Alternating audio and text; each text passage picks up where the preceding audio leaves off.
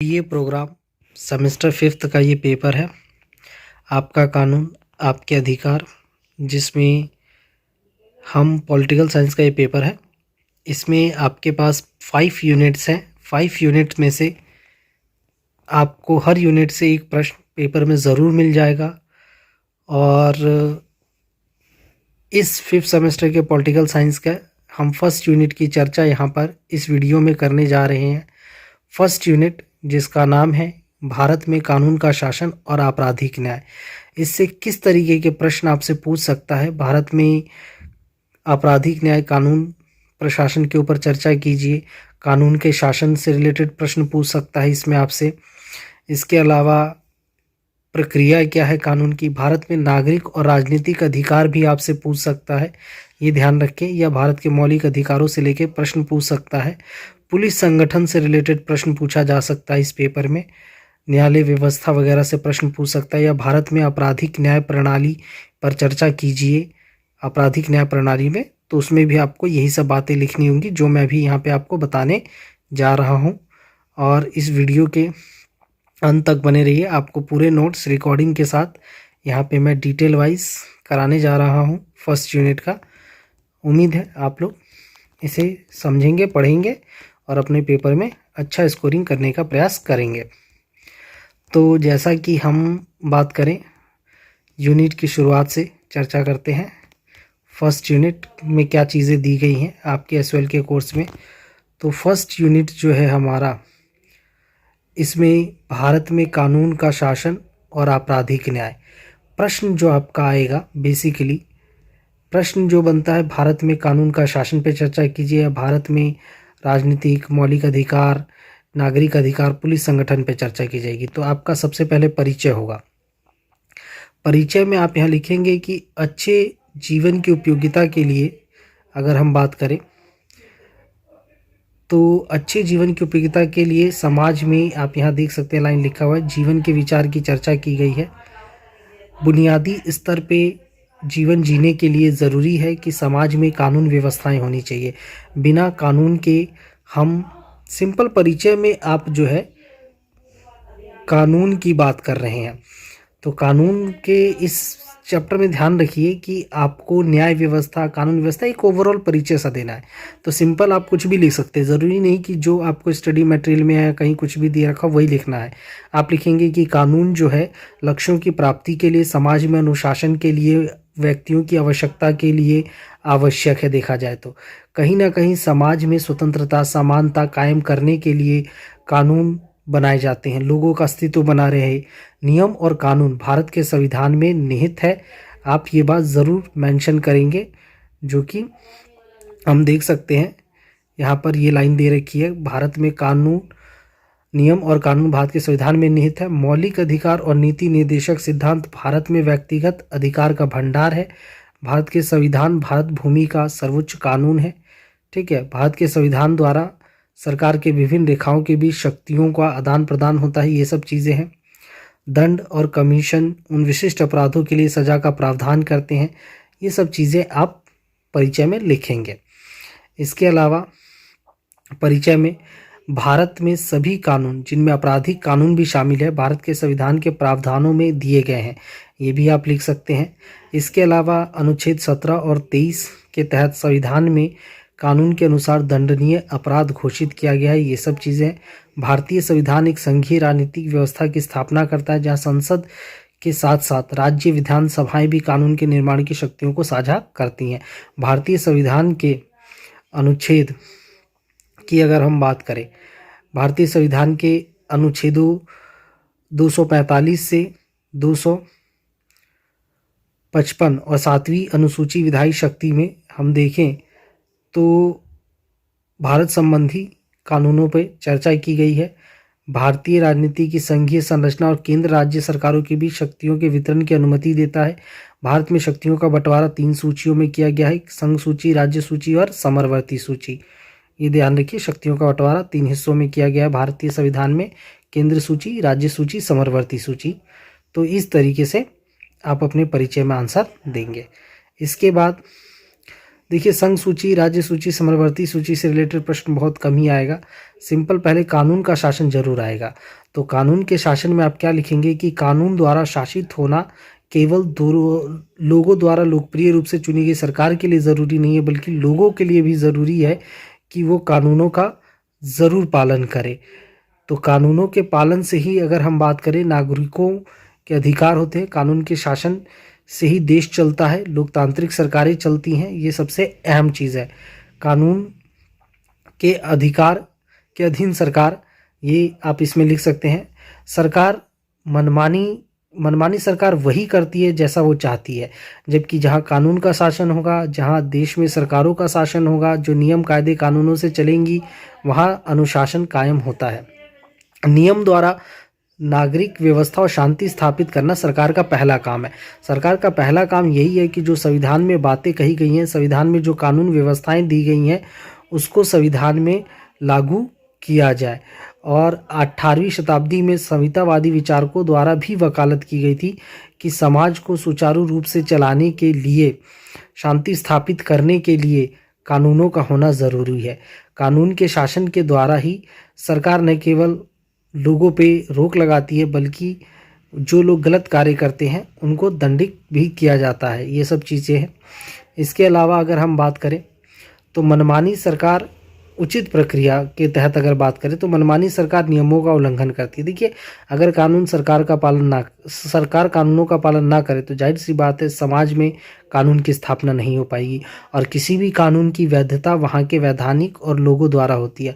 असल ताकत कानून की किसके पास है, तो हम देखेंगे तो जनता की शक्ति के पास है। आप ये ध्यान रखिएगा, जनता की शक्ति में अगर हम बात करें तो जनता की शक्ति कानून के शासन के एक अलग आयाम की ओर आकर्षित करती है। इसमें आप लिखेंगे कि कानून के शासन के अलावा जनता के पास सबसे बड़ी शक्ति, और जनता चाहे तो सरकार को वैध करती है, कानून को वैध करती है। कोई भी कानून तभी तक वैध है जब तक कि लोगों ने उसे मान्यता दी है। थॉमस हॉब के अनुबंध सिद्धांत के विपरीत ये बात स्वीकारी की गई है कि प्राकृतिक अवस्था की वैवाहिक और व्यक्तियों की अपनी सहमति एक बार और सभी के लिए ज़रूरी है। सिंपल शब्दों में अगर मैं बात कहूँ तो जनता के पास असल शक्ति है। जनता ही किसी चीज़ को वैध बनाती है, ये बात ध्यान रखिएगा, और असल शक्ति जनता के पास ही मानी जाती है। अब है भारत में नागरिक और राजनीतिक अधिकार। इस पे या तो अलग से टॉपिक पे प्रश्न डाल देता है वो, ध्यान रखिएगा। अगर सिर्फ कानून के शासन तक सीमित है तो आप ऊपरी बातें लिखिएगा जो 1.2 नोट्स में है। अगर आपसे भारत में नागरिक और राजनीतिक अधिकार पूछता है तो उसमें आप ये सब बातें लिखेंगे। भारत में नागरिक और राजनीतिक अधिकारों के विकास संवैधानिक काल से ही चले आ रहे हैं। आप देखेंगे इसका युग लंबा है, इतिहास लंबा है। संवैधानिक अधिकारों पर चर्चा लंबे समय से होती ही है। सर्वोच्च न्यायालय को संविधान का संरक्षक और मौलिक अधिकारों का रक्षक माना जाता है, ये भी ध्यान रखिएगा। इसके अलावा नागरिक और राजनीतिक अधिकार में सबसे पहला हमारा समानता का अधिकार, जो कि अनुच्छेद 14 में जिसका जिक्र किया गया है। समानता का अधिकार आपको पता ही है, कानून के समक्ष हर कोई समान है, बराबर है, ठीक है। कानून के समक्ष समानता सुनिश्चित करता है। कानून का समान संरक्षण का मतलब है कि किसी के साथ कोई भेदभाव ना किया जाए। सिंपल शब्दों में कि धर्म, भाषा, जाति के आधार पे हर कोई बराबर है। फिर है स्वतंत्रता का अधिकार, ये दूसरा मौलिक अधिकार है, आप देख सकते हैं। इसमें व्यक्तिगत स्वतंत्रता है, भारत में कहीं भी आने जाने की पूर्ण स्वतंत्रता है। अनुच्छेद 19 से लेके 22 तक में चर्चा की गई है।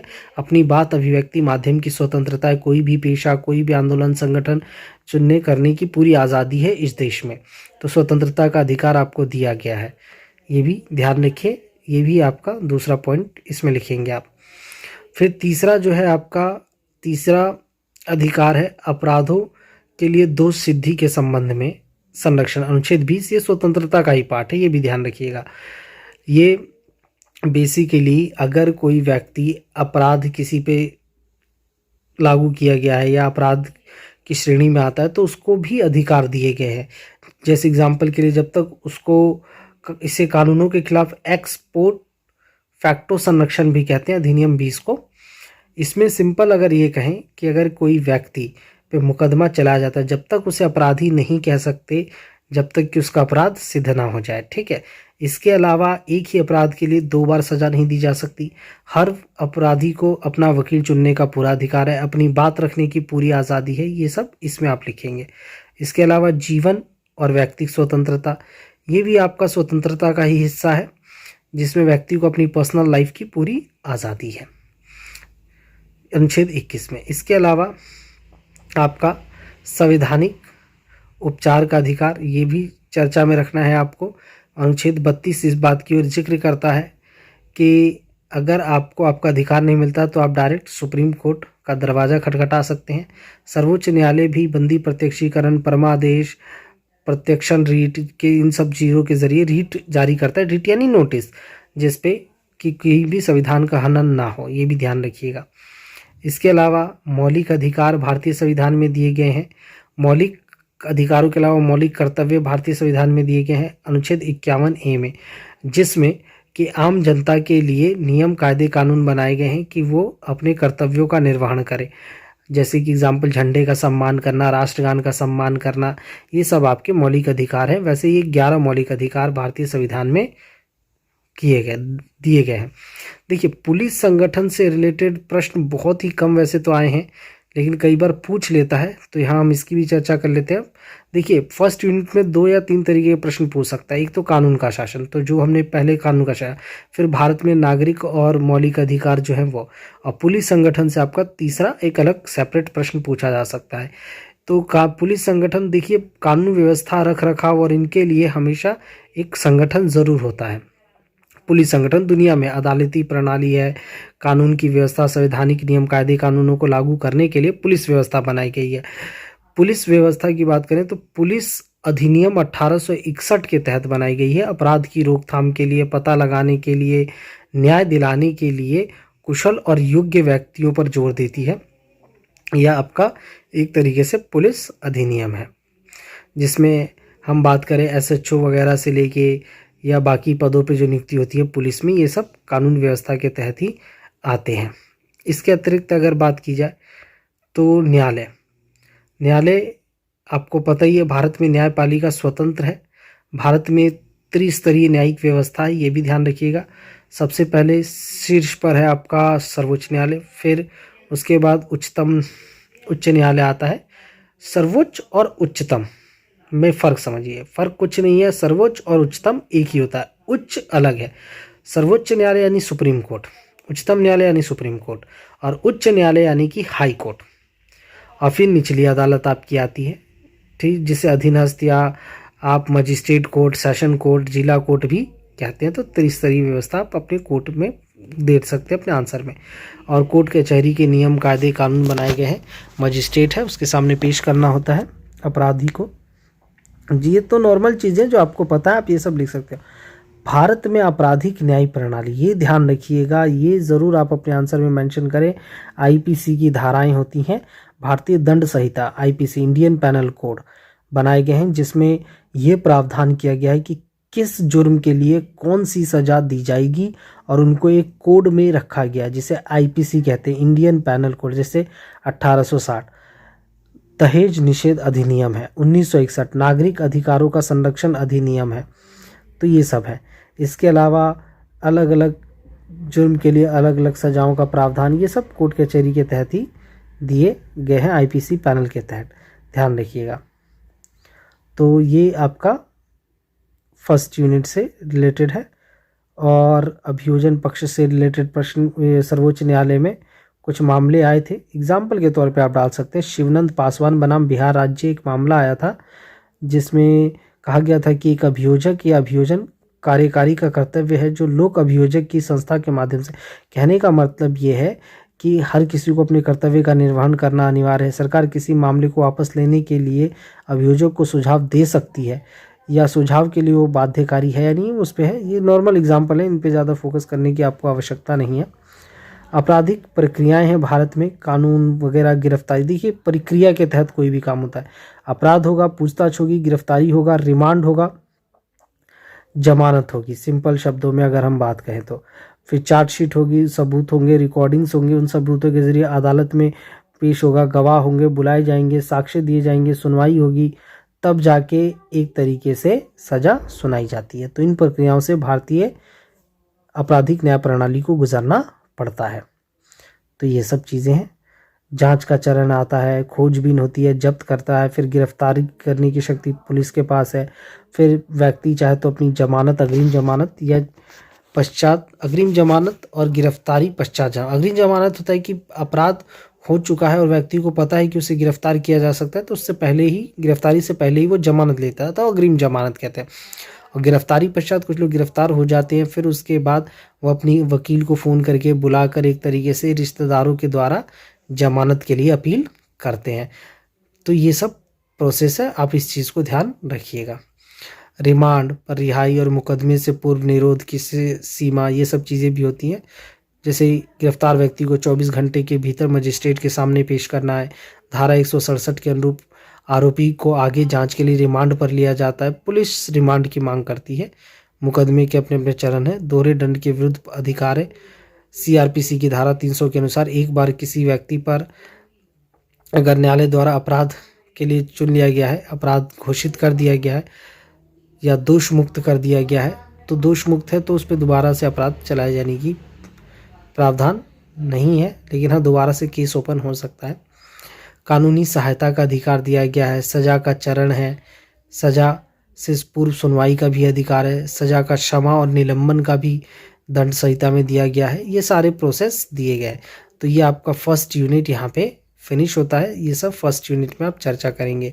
ध्यान रखिए फर्स्ट यूनिट है ये इस वीडियो में। अगली वीडियोज़ में हम आपको सेकेंड यूनिट, थर्ड यूनिट्स और आगे की यूनिट्स भी प्रोवाइड कराएंगे जल्द से जल्द। और चैनल को लाइक सब्सक्राइब ज़्यादा से ज़्यादा करें। ध्यान रखें शेयर सब्सक्राइब, लाइक शेयर ज़रूर करें, सब्सक्राइब ज़रूर करें। चैनल को आगे से आगे ज़्यादा से ज़्यादा लोगों को फॉरवर्ड करें। हम और इस तरीके की वीडियोस बना के आप तक ज़रूर पहुंचाएंगे। ध्यान रखिए लाइक शेयर सब्सक्राइब ज़्यादा से ज़्यादा कीजिए। धन्यवाद। लाइक शेयर सब्सक्राइब करना ना भूलें, ज़्यादा से ज़्यादा करें। धन्यवाद।